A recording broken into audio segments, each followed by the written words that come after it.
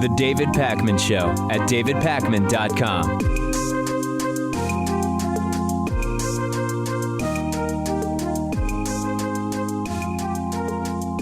Wow, Lewis, what a day. Republicans won't vote Trump tonight, will they? We have a bunch of Republican and Democratic primaries tonight. It's sort of like Super Tuesday number 3, I guess, or something I've been told by people on the internet. Let's take a look first at the primaries on the Republican side tonight. A star denotes winner take all. A double star denotes winner take most. We have Florida with 99 delegates available. Illinois with 69 delegates available. Missouri and North Carolina with 52 and 72 delegates each respectively. And the all-important state of Ohio with 66 delegates available. A total of 358 delegates are up for grabs tonight. That is 29% of the total needed on the Republican side, which is 1,237. So tonight, Lewis, we will be looking at a few things. Does Marco Rubio embarrassingly lose his home state of Florida? The answer, more than likely, yes, he does. And then in Ohio, does John Kasich maintain a lead over Donald Trump? What lead am I talking about? Let's look at that next. Here is the polling for tonight. You will see Trump, Rubio, Cruz, and Kasich. In Florida, Trump is really ahead, 42-24 over Marco Rubio, a son of Florida. Son of Cuba also, but a son of Florida, we can also say. In Illinois, Trump with a somewhat sizable but not overpowering lead over Ted Cruz, 35-26. I think Ted Cruz very well could end up winning Illinois, depending on what the turnout is like. Missouri, you see Donald Trump with a lead over Cruz, 36-29, but again, certainly within reach of Ted Cruz. North Carolina, Trump is just way ahead in North Carolina, 41-29 over Ted Cruz. And in Ohio, John Kasich, the governor of Ohio, leading Donald Trump, if you look at a Real Clear Politics average of recent polls, roughly 37-34. It does not appear, Lewis, that that Marco Rubio is going to come out with any wins tonight, although we have to hope in the dream path to a contested convention in which Donald Trump stomps off like a 3-year-old in the sandbox and runs a third-party campaign. We have to hope that it is a Marco Rubio win in Florida, although the polls are not suggesting that is too likely right now. His campaign is so pathetic. You saw that rally that we talked about in Florida where they wanted to fill up a stadium, not even that big a stadium, and just nobody showed up. So I think things are looking pretty grim for Rubio, but perhaps he is receiving pressure from the establishment to stay in the race because it would be bad for Trump, right? There is a definite desire among the establishment to have someone other than Trump as the Republican nominee. At the same time, much of the establishment that is funding Marco Rubio is not going to be that keen on funneling him money if he can't even win his home state and shows barely any signs of life other than high levels of water consumption. So I think it's going to be real tough for him, right, Lewis, to keep raising money if he gets embarrassed tonight in Florida.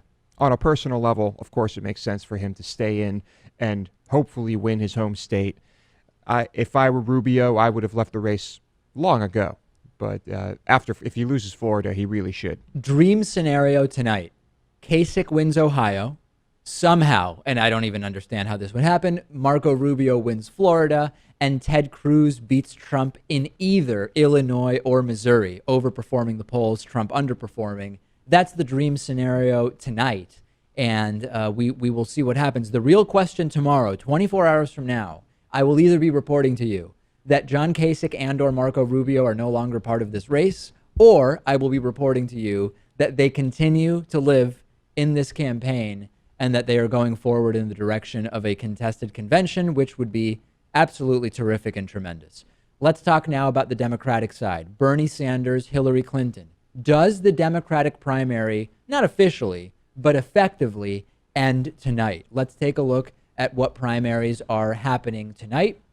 Of course, on the Democratic side, you need 2,383 delegates in order to secure the Democratic nomination. Florida Illinois, Missouri, North Carolina, and Ohio. A total of 792 delegates up for grabs tonight. That is 1/3 of the total needed to secure the Democratic nomination. The biggest prize is Florida. All Democratic primaries today, Lewis, proportional delegate allocation. So this means a couple of things. This means, number one, Bernie Sanders is going to get some delegates tonight.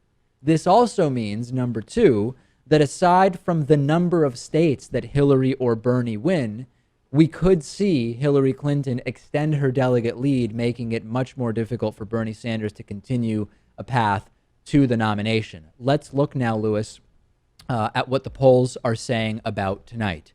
Looking at Real Clear Politics averages of recent polls on the Democratic side, in Florida, Hillary Clinton reportedly defeating Bernie Sanders by almost a 2-to-1 margin, a real trouncing there. In Illinois, it is very close. Illinois is where Sanders supporters are saying it's going to be similar to Michigan. In Illinois, Bernie has essentially tied Hillary Clinton. If he overperforms her at all, he will win that one. But again, what matters is with proportional delegate allocation, the total results from tonight. In Missouri, Hillary Clinton 47-44 ahead of Bernie Sanders. Bernie certainly within striking distance there. And a little more complex in North Carolina and Ohio. North Carolina, I think, is incredibly unlikely to flip to Bernie Sanders. He is down 57-33 there. Ohio, however, Ohio is really the question mark, right, Lewis? Ohio is a state where if the polls are right, it's going to be real tough for Bernie after tonight. If the polls end up not being right in Ohio, we could see renewed fervor tomorrow for the Bernie Sanders campaign. That would be a huge, huge win if he is able to make up that 8-point deficit. What we know is that from this election cycle is that we can't trust the polls 100%. We know that. Even the average of polls, even the average, you can't trust it 100%. I think there will be maybe a few surprises tonight. I mean, how surprised will we be? I can't tell you. No. But I think we'll be surprised at least a little bit. Lewis will be incredibly surprised to find out the level of his surprise. I mean, he's going super meta on us today.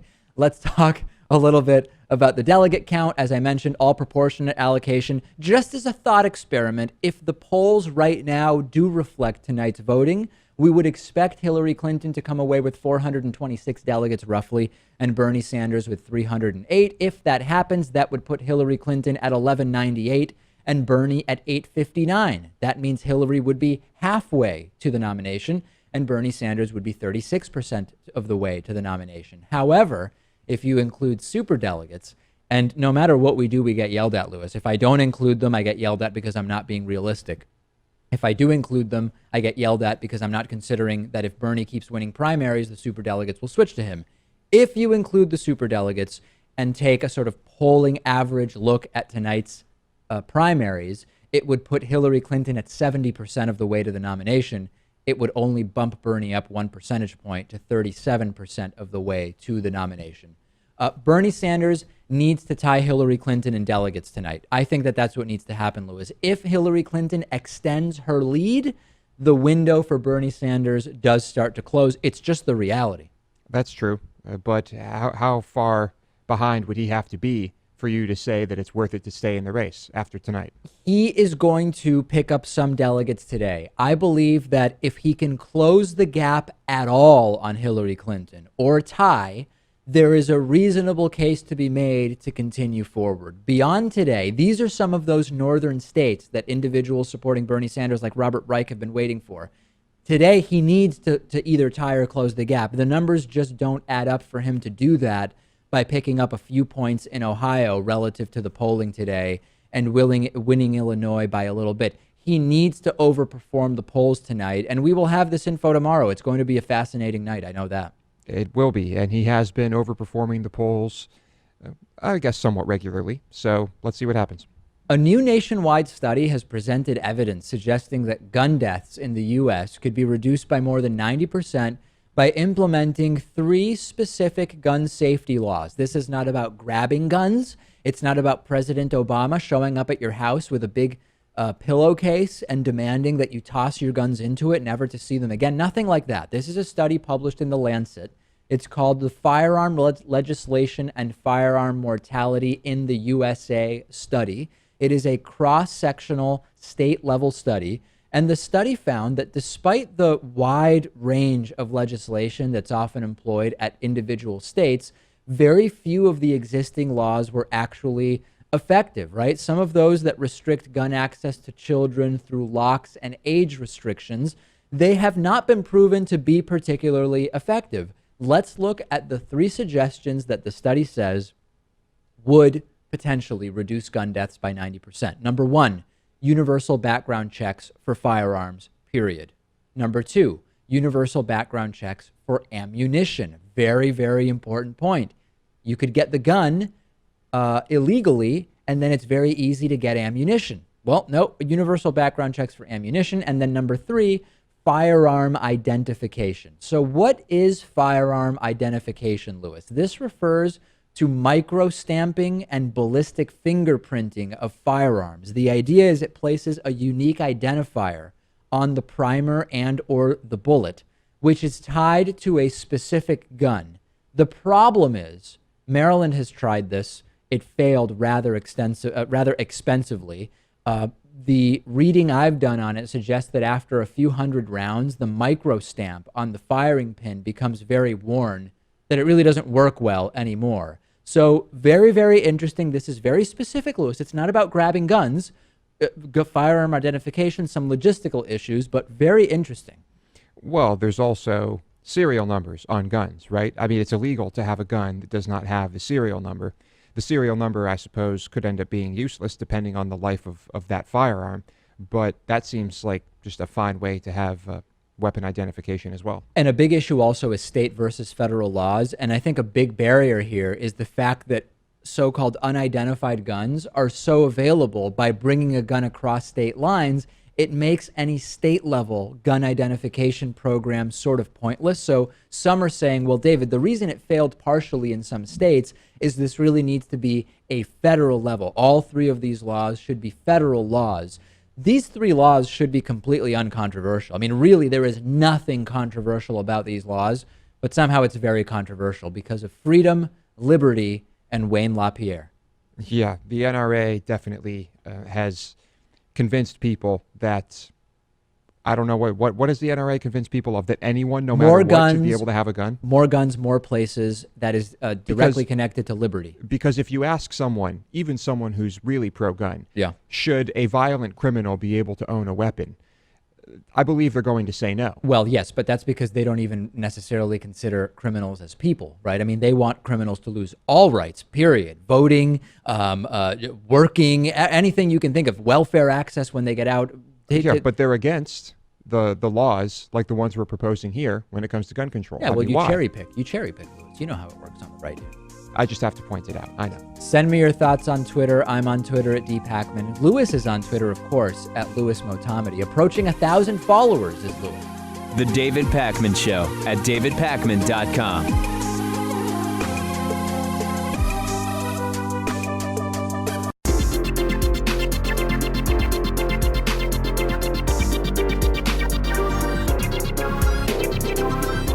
The David Pakman Show at davidpakman.com.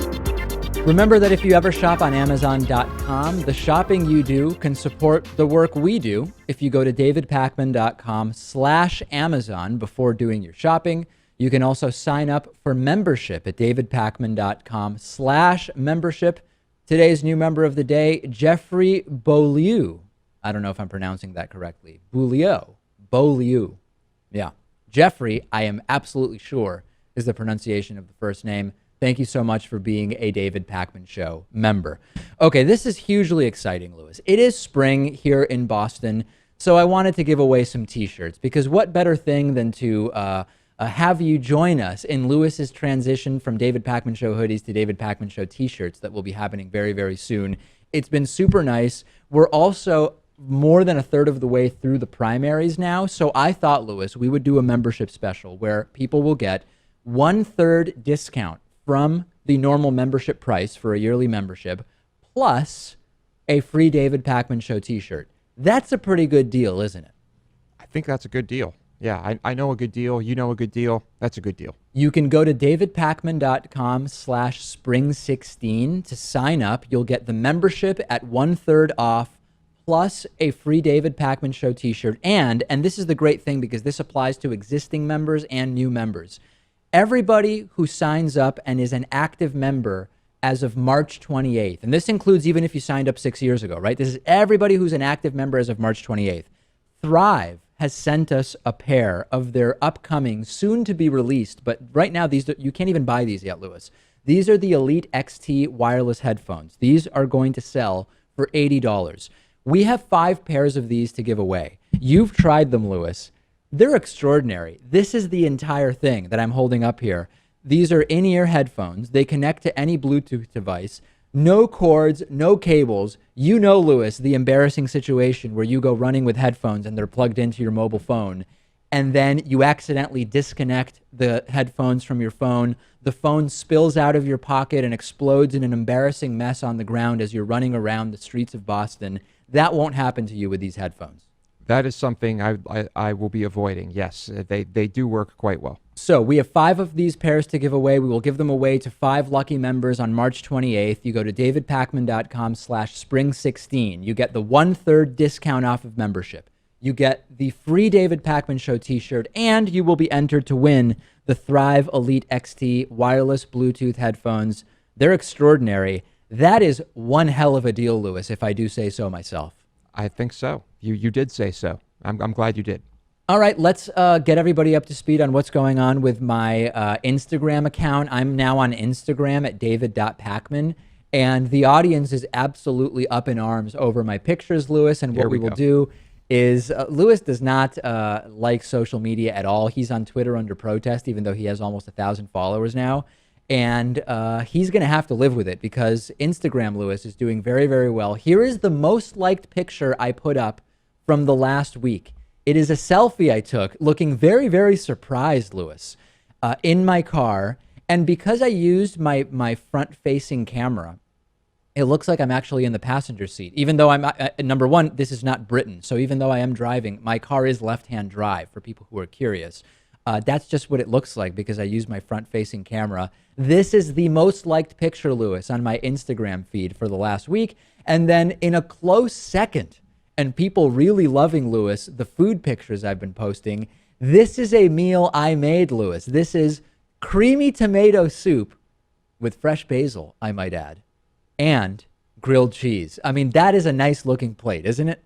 Now, I think this is an Instagram picture far more worthy of praise than that of you irresponsibly driving around while using a cell phone. I was absolutely at a stop, and the way my cell phone is mounted, it's a matter of one click, and it could not have been more safe to take that picture in the car. Well, I wanted clarity this evening, and we have it. I just wanted people to know that Dave is not being unsafe and irresponsible while driving, because that would be illegal. In Massachusetts, distracted driving, right? You know, I don't even know the law because I just would never do it. It doesn't even apply to me because I just would not participate in that. You can find me on Instagram at david.pakman or instagram.com/david.pakman. I'm enjoying the Instagram thing. I must say, I understand why the kids these days are doing it.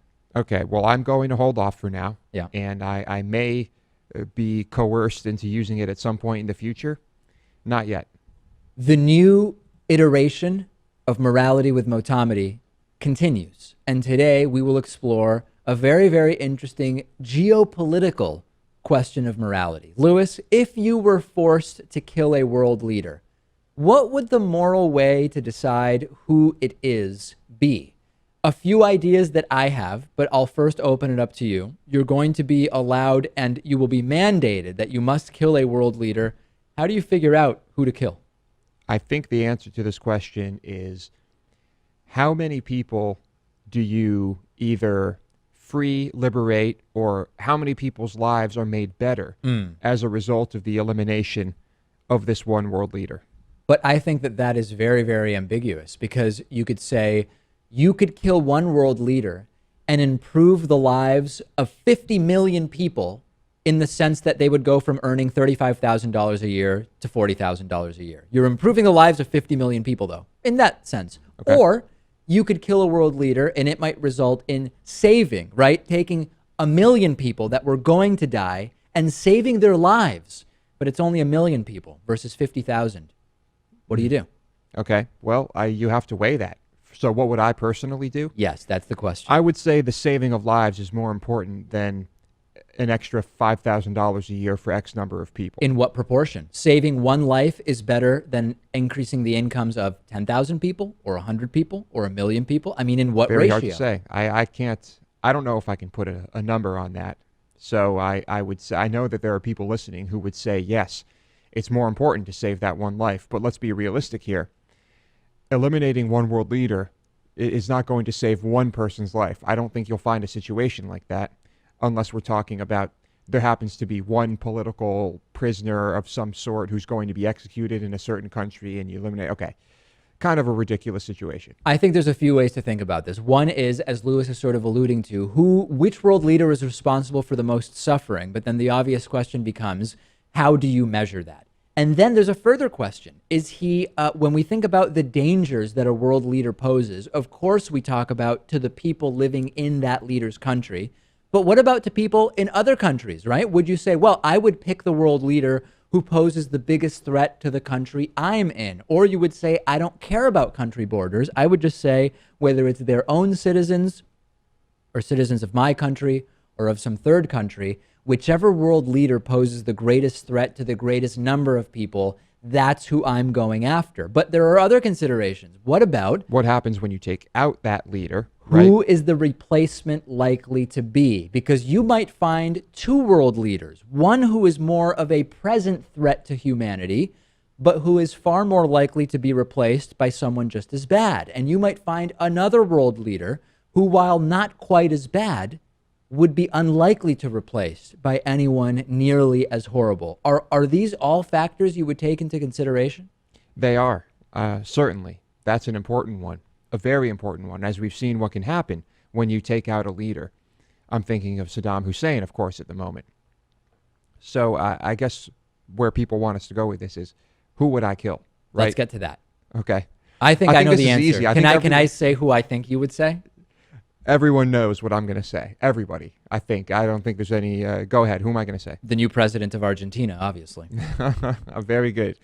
No, that is not the one. Of course, it's Kim Jong-un, the leader of North Korea. Is there even a close second? No, not even close. Yeah. Not even close. Because, I don't even know. Things could stay the same there. If you kill him, that's possible. I think in most countries, in most cases, if you kill a leader and nothing else changes, how different are things really going to get? There's a second person in place. Unless you were there like we were to completely destabilize a country like Iraq, I think things will continue along the same path. But Kim Jong-un's son is just a child. It seems to be that the next person in place would be someone in the military. Well, I've seen what Kim Jong-un's son does on the playground, and I would be horrified if he were to bring that style of governance to international politics. Yes, agreed. So I think, of course, it would be North Korea. And I would like to think that it's just worth a shot, because I believe that the amount of suffering there it's incredible. We've talked about it extensively. That when you evaluate this, to a certain extent, you're basically putting a point value to different types of suffering, right? I mean, you're basically saying, okay, saving someone who was otherwise going to die is worth 100 points. Saving someone who was going to be maimed is worth 50 points. Raising people out of hunger, but who were not at risk of death or being maimed, is worth 25 points. I mean, you sort of, in some way, are taking a utilitarian approach here and saying, what is the value of the suffering I can eliminate by, if any, right, in this sort of hypothetical of killing someone? You are taking a very crude, and I mean, this is how insurance companies work with actuaries, and just figuring out, here's what a life costs and is worth in terms of insuring at various ages based on how likely they are to live. In a way, although I am not actually going in and making those point values. No. And evaluating the whole thing at that level. You're doing it by feel. I do it by instinct, by feel, and by the limited understanding I have of what's going on in the world. All right. Send me your thoughts on this one. As we often do, we'll allow 48 hours for comments and questions and reactions, and then we will do a follow-up on Thursday's show and see where we come out on this one. We'll take a break. After the break, fascinating interview with futurist Gray Scott. I hope you'll join me for it. The David Pakman Show at davidpakman.com.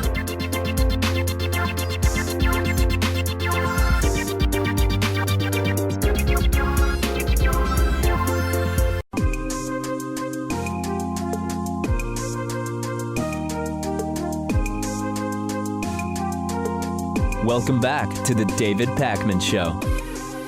I'm joined today by Gray Scott, who's a futurist and techno-philosopher.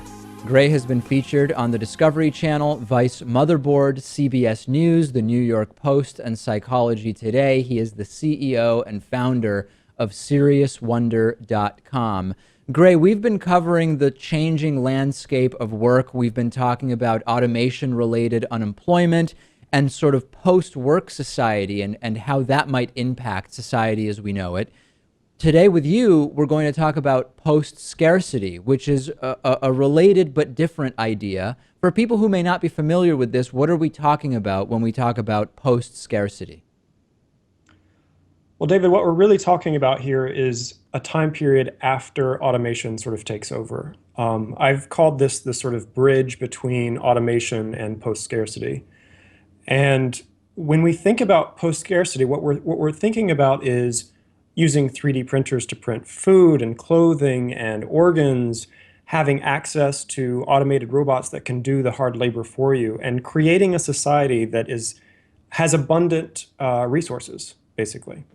And when we talk about abundant resources, we're not saying necessarily that scarcity will be eliminated for all consumer goods and services, right? I mean, I think are we generally speaking about sort of basic survival needs are met for a significant portion of the population, or to what extent are we saying we are moving beyond scarcity? Well, there's a long history in post-scarcity thinking. I mean, of course, the Venus Project is the first thing that comes to mind, but you also have to remember that Buckminster Fuller, his work as a futurist, his work was trying to get sustainable housing for every single human being on this planet. And he wasn't necessarily successful doing that, but he planted the seed for what we're dealing with right now. And I think what happened is the 3D technologies, the asteroid mining, those kinds of technologies, those are the things that are going to change the game completely. And what I mean is that when you have abundant resource, right, if you have abundant raw material, you can provide for everyone, and the price falls dramatically. You have to think about cell phones. Right now, there are 6 billion cell phones on the planet. I mean, think about the difference between even 5 years ago, the reach that technology has had and how it's changed the world. So there's a few sort of layers here, right? I mean, even with fully automated production, you would still see potential limitations in terms of raw materials, the energy required. If we think about the current way in which we produce, even if we were to replace people with robots, we would still have significant environmental impact from producing in a way that would eliminate scarcity from so many of our common goods. So how are those factors sort of thought of when we think about a post-scarcity world? Well, it's interesting. I understand the frame that you're putting that idea in, but what I'm asking people to do is back out of that frame, because I think what we've done is we've stepped into a direction that's not going to be successful in the future. What I'm asking people to think about is reframing and putting a new scaffolding on the idea of a post-scarcity world, really. The easiest way to explain this is to say that if every person decentralizes the process of manufacturing their basic needs, right? So let me just break that down for you. So first of all, imagine being able to have solar and wind power at your house. The house itself is 3D printed with local materials using sand or dirt or whatever's right at your location. And the 3D printer that you're using can print another 3D printer. I mean, that in itself is the change point for all of this. When a 3D printer can print another 3D printer that can print anything, then all you have to do is get the raw materials to your location. And that is going to be also automated because you're going to have self-replicating robots that are going to be doing the mining, whether that's here on the planet or whether that's on an asteroid. And those things will be delivered through autonomous drones. I mean, so see that framework itself looks very different than the framework that most people think of as I'm going to go to a store and I'm going to grab some raw materials. Do you understand what I'm saying? I mean, Oh, no that's a question whole about it. shift. And I think, it's certainly much easier to think about sort of an incremental approach, right? Where we say, all right, well, the Yes. production processes will be similar, but increasingly they will be automated. And then my consumption will be similar. It might still be driven by going to stores or ordering from the internet or whatever, but increasingly that process will be automated, and maybe some of those items will just be provided at no cost to me because they are now abundant. You're talking about a total paradigm shift, and from a sort of pragmatic perspective, is that not much more difficult to imagine? I mean, what sort of timeline, what is step one, what are steps 1, 2, and 3 in this process, I guess would be the logical question. Well, we're already seeing the first step, which is 3D printing, right? So 3D printing really is starting to shift what it means to decentralize manufacturing. So if you're able to print not only your clothing, and these are the things that are happening right now. We can print fabric, we can print metal, we can print wood, we can print houses. So we're already at the first stage. I think that the second stage is getting to a place where we can have machines and robots that can upgrade their own systems. So for example, if you have a machine in the field that is mining for the raw materials, if that machine breaks, you don't want to have to send people down to fix the machine. You want the machine or other machines around it to be able to fix the problem and continue the process. That's going to come in, that's going to be really crucial in the future when we're mining asteroids, which is probably going to happen in the next, I would say, 15 to 20 years. So this is going to happen really rapidly, but we are already seeing the first couple of stages in the process. Can you talk a little bit about the relationship or what you believe to be the relationship between a post-scarcity society and capitalism as we know it? And sort of as context for people who may not be familiar with this, for a long time now, ideas of post-scarcity or of post-work, to the extent that they intertwine, have been sort of aligned often with the idea that capitalism is not really going to make sense. The idea of sort of adding value with the surplus labor of workers to create profits is something that may not sort of fit into a puzzle piece in a logical way with a post-scarcity society. Can you talk a little bit about that, where you see that? Well, I can talk about it, and I think it's pretty obvious with the rise of Trump and this idea of what Trump represents. What's happening is capitalism is crumbling from the underside, and because of that, you're getting these people that are rising up and sort of fighting the system. What they don't realize is that automation is already here. It's been here for a very long time. Let's say for the last 10 years to 15 years, we've seen small incremental steps within the automation field, but within the last 5 years, it's become quite remarkable. What we're going to see, because it's moving exponentially forward, we're going to see automation do miraculous things, things that we never thought were possible. So you have to imagine, if I can send a drone directly to any customer, any service can be provided through sending this drone out. Who do I need to go to if I have the drone? That decentralizes the entire process. So what is happening with capitalism is that it's becoming decentralized. We don't have to buy services from one specific place. We can be the manufacturers of our future. That's what I'm trying to get people to understand is stop thinking about going out to get the service or the product. You're going to become the manufacturer. You're decentralizing the entire system. And when that happens, how does capitalism survive that? And so I think that's why you're seeing this rise and people being frustrated with capitalism, is that it's starting to crumble and they don't have an alternative scaffolding to sort of get their heads around. Hey, Gray, whenever I talk about either autonomous self-driving vehicles, increased technological unemployment, drones delivering products, whatever, there's always a fraction of my audience that, not as a sort of casual thing, but very angrily says, David, stuff is nonsense. It's rotting your brain. This stuff is never going to happen, period. And my reaction is always, well, it's already happening. We're already seeing automated trucks in mines in Canada. We already have, I mean, for $300, you can go out and buy a drone already. It's abundantly clear that it's happening.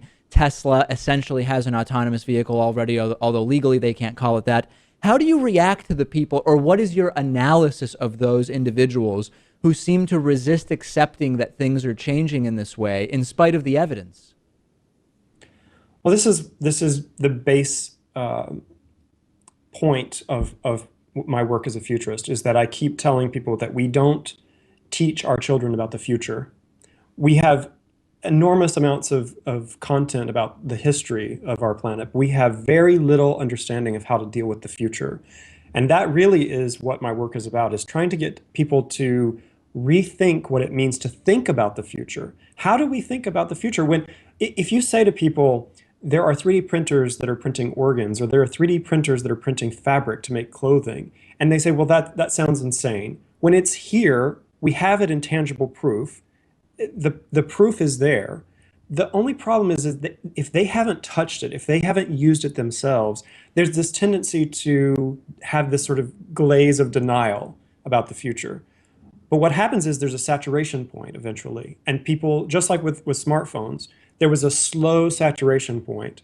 And that's what's happening with 3D printing. Slowly, people are moving into the market, and now you have kids, and let's say kids in their early teens are now saying, "I wish I had a 3D printer."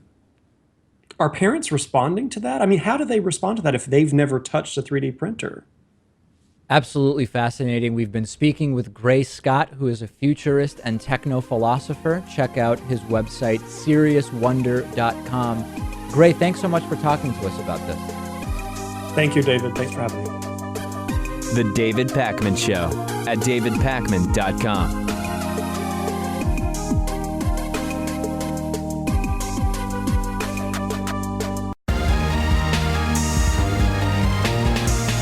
The David Pakman Show at davidpakman.com.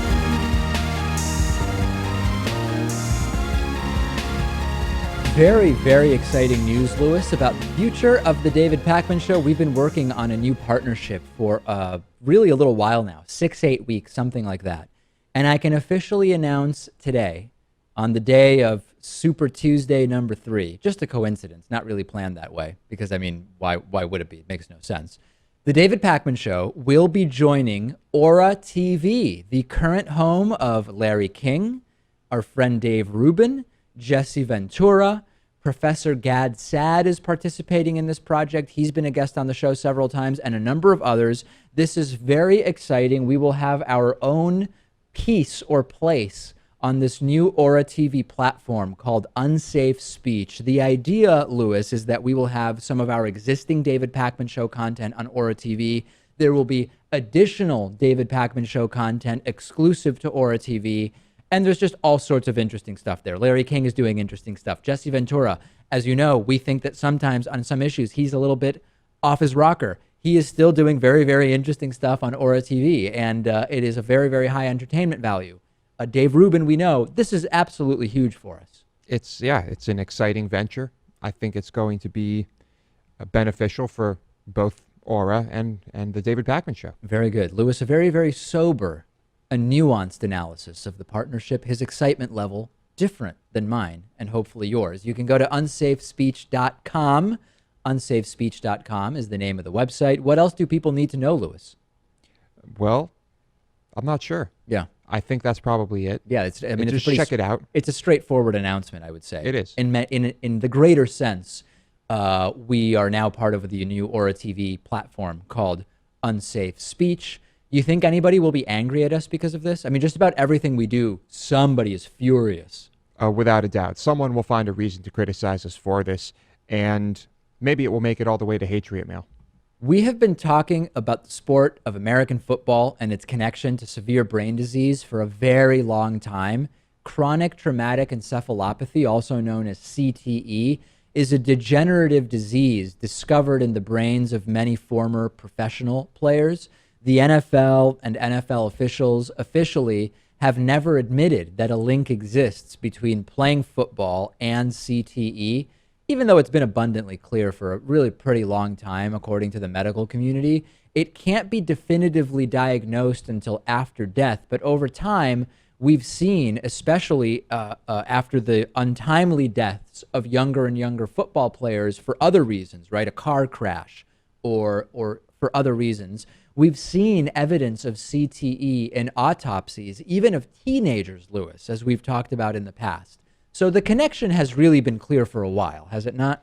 It has. And while the cause of death is not the CTE itself, right, this can cause severe depression, and it can cause erratic behavior, violent behavior, and several players have committed suicide as a result of the brain damage. Now, the NFL has maintained they're doing everything they can to make football as safe as possible. They take safety very seriously, but this has never really addressed the true issue, even with better and better helmets, right? The NFL always says, we've got the safest helmets we've ever had. That's fine in terms of preventing concussion, but CTE is related to the cumulative impact of these subconcussive hits, one after another, that are just part of football. And the big news is now, for the first time, a senior NFL official has acknowledged that there is a connection between football and CTE. His name is Jeff Miller. He's the NFL's Senior Vice President for Health and Safety. And he has admitted, yes, there is a link. This was during a roundtable discussion on the issue of football-related head trauma, which was organized by the U.S. House of Representatives Committee on Energy and Commerce. And Congresswoman Jan Schakowsky, a Democrat from Illinois who has been a guest on our show before, directly said to Miller, is there a link between football and degenerative brain disorders like CTE? And even though he eventually sort of equivocated, the answer was yes from Jeff Miller. The answer to that question is certainly yes. He cited research by Dr. Ann McKee, who's a brain injury specialist who found signs of CTE in 90 out of 94 deceased NFL players, 45 of 55 college players, and 6 out of 26 high school students.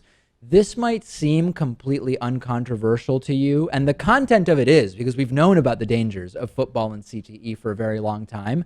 But just this year, Dr. Mitch Berger, who's a member of the NFL's Head, Neck, and Spine Committee, said there is no link. So the fact that we now have Jeff Miller on record, even though after he said, well, you know, there's a number of questions we sort of have to look at and blah, blah, blah, blah, blah, he did say, yes, there is a link. It had to happen eventually. Yeah. There was no way they could deny this forever as more evidence piles up on them. And so I guess for some reason they decided that now was the time. Have you noticed that when you watch football on TV, there's essentially no mention of this by broadcasters? I mean, this is a crisis, right? This is a crisis. High school and college football players clearly are already suffering the effects of CTE. You could watch the full season of football games, you would not see it. And the reason is we don't really have independent sports journalism broadcasting games. You might think we do, right? Oh, CBS is broadcasting the games. They can say whatever they want. Oh, no. These TV contracts are huge money for the networks. And I don't know, I don't pretend to know whether it's implicit or explicit, but they don't want to lose access, the networks, to broadcasting NFL games. And they're going to keep their mouths shut about the fact that this is a systematic problem for football players. Yeah, they're not going to address that live on air, no. But you cannot skip addressing when some player is lying unconscious on the field. And of course, when there are injuries, it's very obvious, and they do discuss that. But yes, the long-term effects, not so much. We have a voicemail number that you can call absolutely anytime you feel like it. The number is 219-2-DAVID-P. Here's a voicemail I received. Yeah, I was just wondering if that guy who rushed the stage at the Donald Trump maybe rally, if he was a subscriber to your program, or if he was influenced for the propaganda, lies, and distortion of your show or Sam Cedar's show or Tom Hartman, Stephanie Miller, or all these other liberals that keep inciting people to hate Donald Trump. And I bet you personally and Lewis were are hoping for an assassination. Yeah. Okay, so that was Troy York, regular caller, who has also called under the persona or character of Louise, the transgender woman, and a number of other totally transparent characters, right? Yeah, I mean, the funny thing is, you don't see, I mean, okay, most of the shows that Troy mentioned there, I don't listen to. But in our critiques of Donald Trump, we've not once even alluded to violence against Donald Trump, right? I mean, it's just, we're sort of waiting around for him to lose an election. And there's nothing at all even remotely joking about violence against Donald Trump. That you're going to find that on the right, not on the left. Alex Jones suggested it, and we talked about him suggesting it. Yeah. But that's about it. You know, it's funny. If you go online and you look at the YouTube video we have of this, many of the comments will be liberals are violent. Right. This was violent. This was an attack. For all we know, the guy just wanted to get on stage and yell something and hold up a sign. It's absolutely amazing because I'm actually glad Troy left this voicemail because it shows how there's been a total lack of calls for violence against Donald Trump and Ted Cruz, as crazy and hateful as these individuals are, as violent as their policies would be in practice and even in theory. You still haven't seen, and it would never even occur to me. I mean, when this is the first it's crossed my mind, imagine if I did on the show start advocating the taking out of Donald Trump. I mean, it's just so crazy to even think that we would do anything like that. On today's bonus show, Uber and food delivery. What's going on there? Volkswagen has been sued by investors, and a wrong URL malware attack. I actually have a lot to say about these, and it's a whole world that's out there.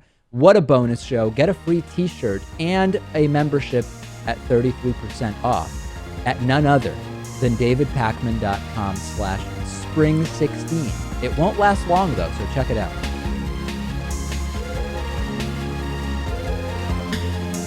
The David Pakman Show at davidpakman.com.